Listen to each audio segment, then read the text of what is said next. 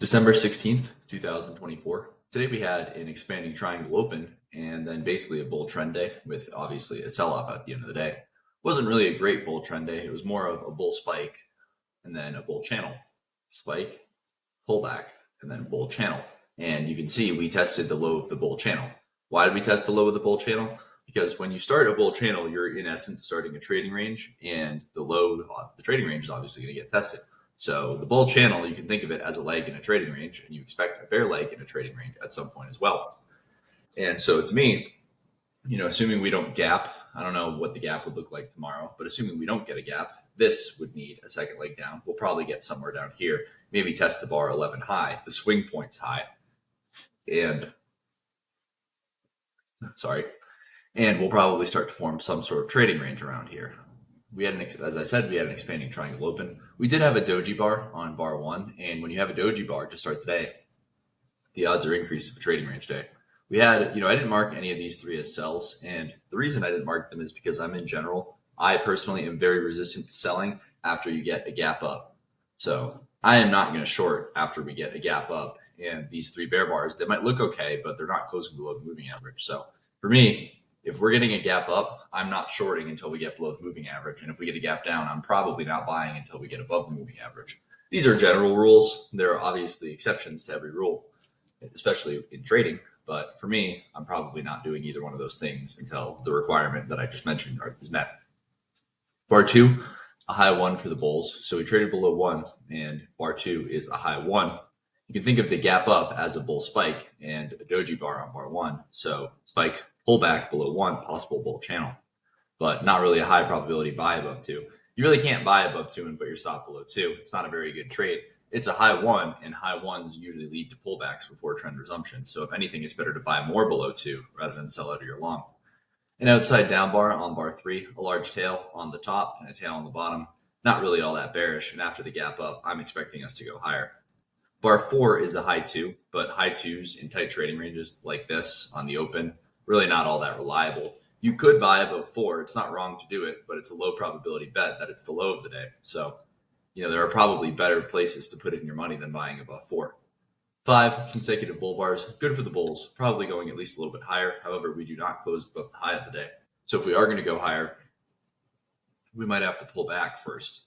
The bulls want another bull bar closing above the high of bar one and an increased chance of a measured move up, but it doesn't look like they're getting it so far.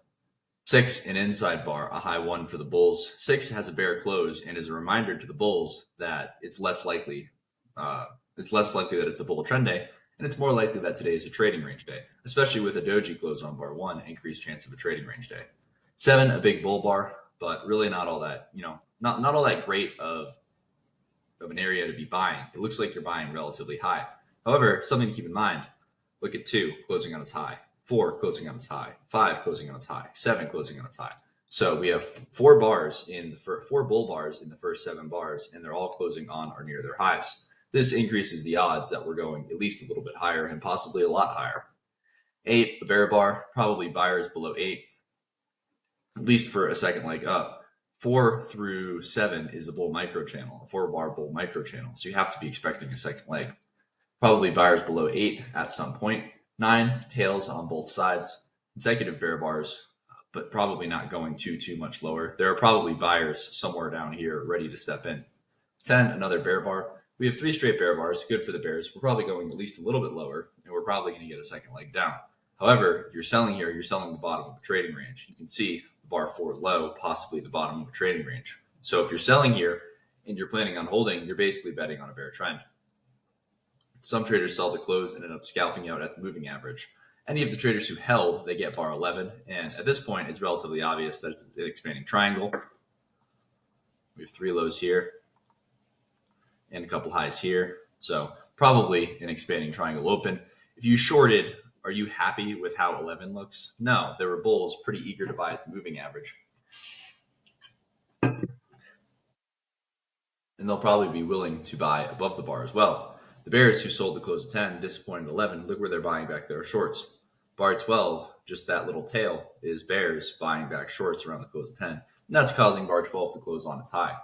Do you buy above 12? You probably can for a possible low of the day. It's a big enough bar that you have to be expecting 11 and 12 to get a second leg up. And you have to keep in mind, oh, sorry, you have to keep in mind that 11, it's a reversal bar, but on a lower time frame, it's obviously a big reversal. So it's like look at a 2-minute chart. You're getting a really strong looking bull spike, right? This looks a little bit different on this. So a little bit more bullish on like a 2-minute chart. So when you get those big reversals up, you have to keep in mind it's consecutive bull bars on a lower time frame, and we could go higher, especially when you get follow through like 12 and 13. Consecutive bull bars 12 and 13, we're probably going to get another leg up. But what's the problem? The problem is you're buying at the top of an expanding triangle. So if you're buying up here, you have to be willing to sit through a pullback, which you do end up getting. Again, when you get a really strong breakout like this, whenever there's like clarity, like there is in the market at this point, you have to be expecting to sit through a pullback and then end up getting follow through.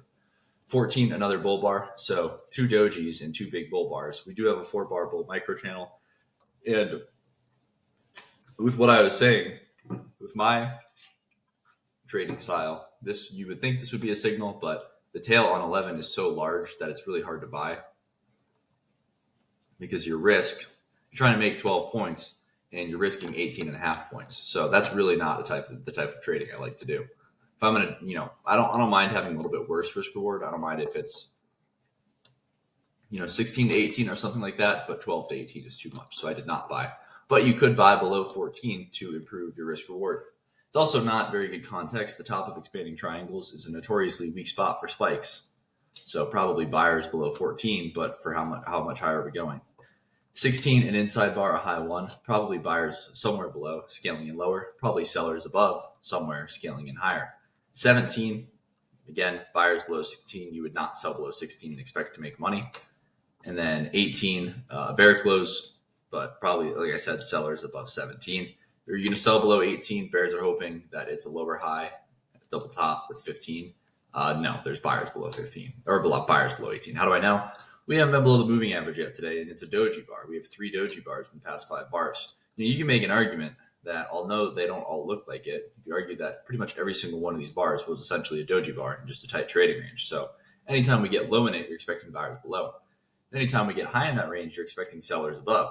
Except the selling above is a scalp, and you can just buy this close and put a wide stop down here and just wait for the second leg up to start. I'm sure there's some sort of leg 1, leg 2 measured move.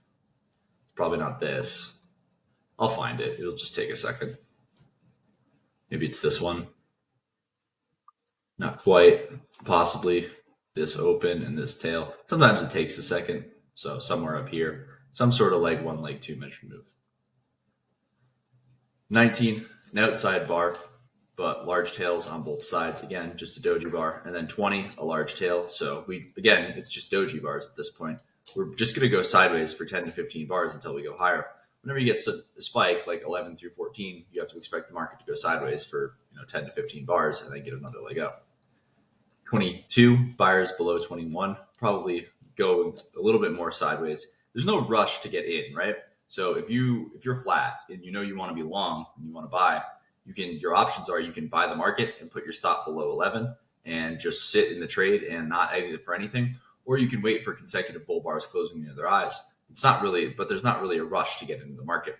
24, a bear bar, but traded below 23, probably buyers below, scaling it lower. Really not a good area to look to sell. 25 consecutive bear bars, probably buyers at the moving average.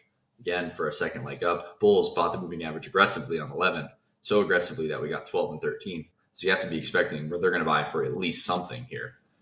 25, a bull bar, but probably sellers above.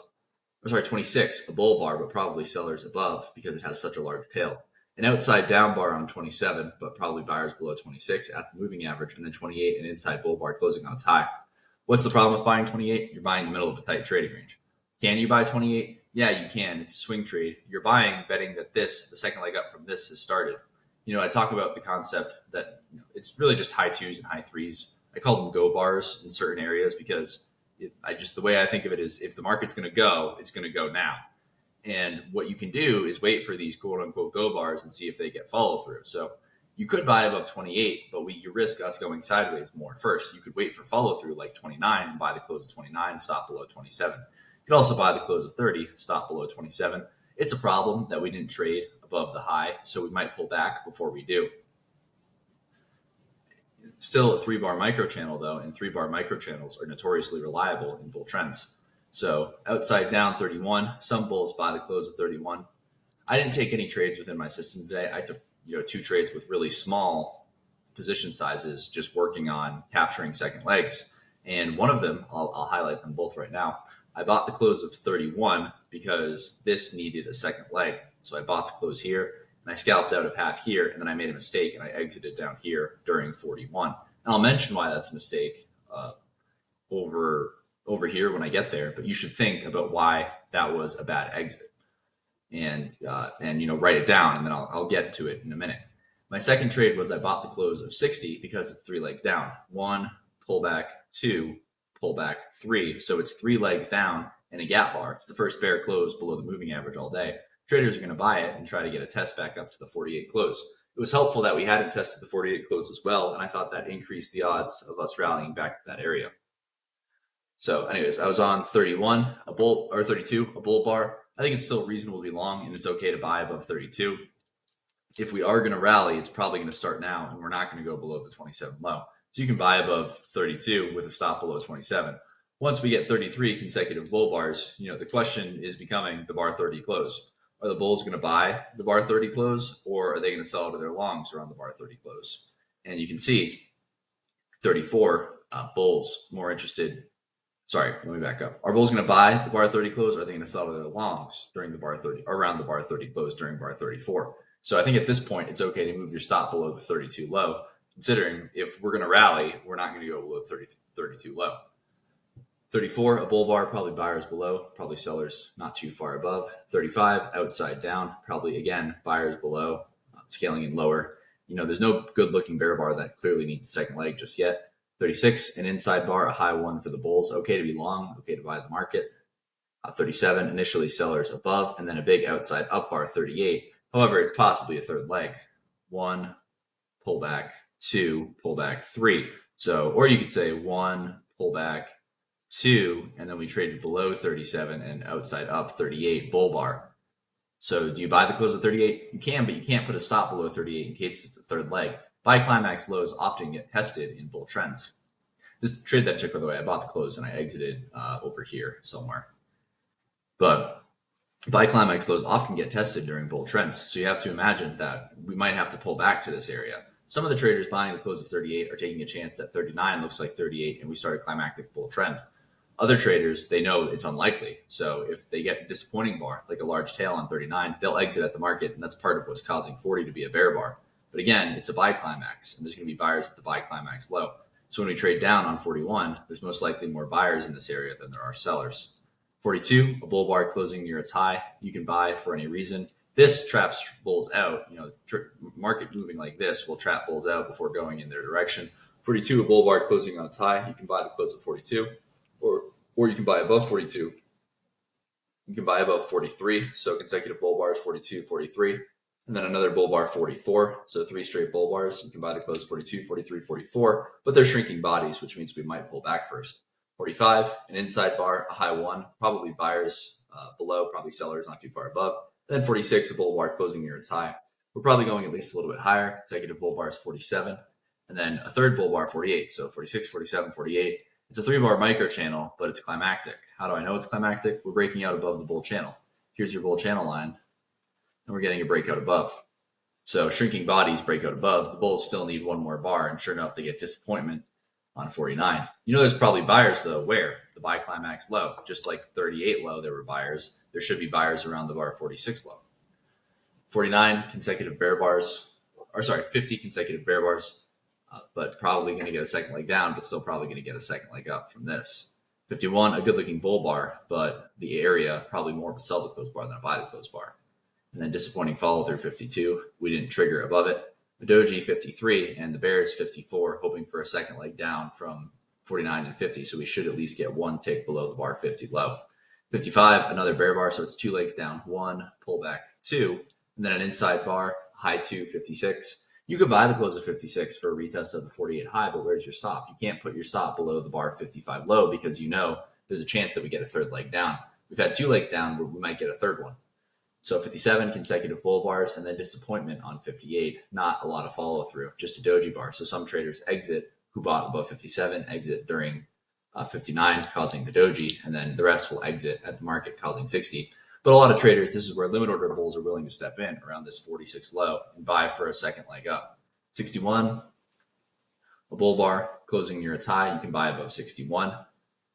3 pushes down, but manage your expectations because realistically, a test of the 48 close is probably the best you're going to get.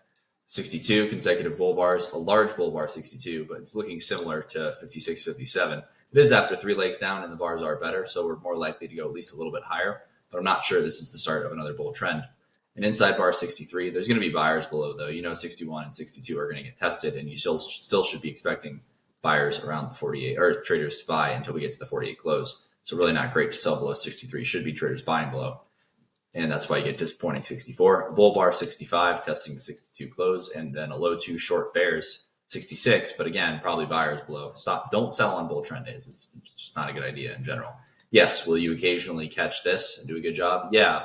But if you trade 100 bull trend days and try to sell, you're probably going to lose a lot of money. You're going to win some trades. You always do, but you're probably going to lose a lot of money.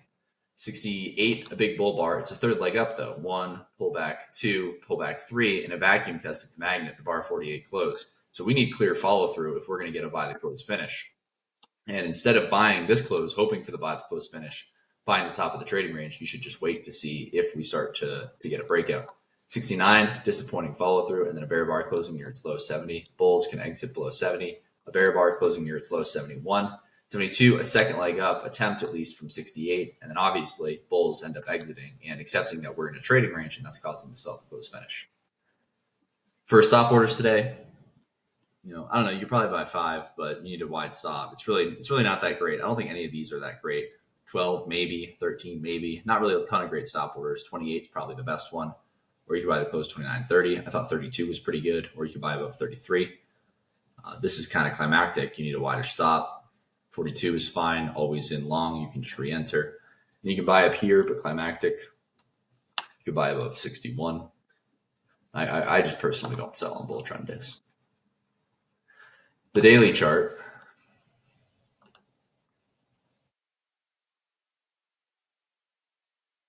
Sorry, I'm switching right now because you have to use the ESH 25 because the ES has a massive gap because it was a rollover day. But again, you can see we're in a tight trading range here. So a bull trend, a tight trading range. Bulls are hoping we start to get a second leg up, and it could be a final flag for the bulls before we get a pullback. I'm just going to use SPY weekly chart. You can see we got a bear close last week, so probably sellers above scaling it higher. And the monthly chart is almost coming to a close. Or no, sorry, no, it's not. It's about halfway through the month, but we don't have as many trading days in the back half of this month as normal because of Christmas. So really small bar so far, right? This bar, this November bar, $35. And this, $6. When was the last time we had a $6 bar? Even this was 20. So really, really, really, really small month. Very unusual. All right. That is going to do it for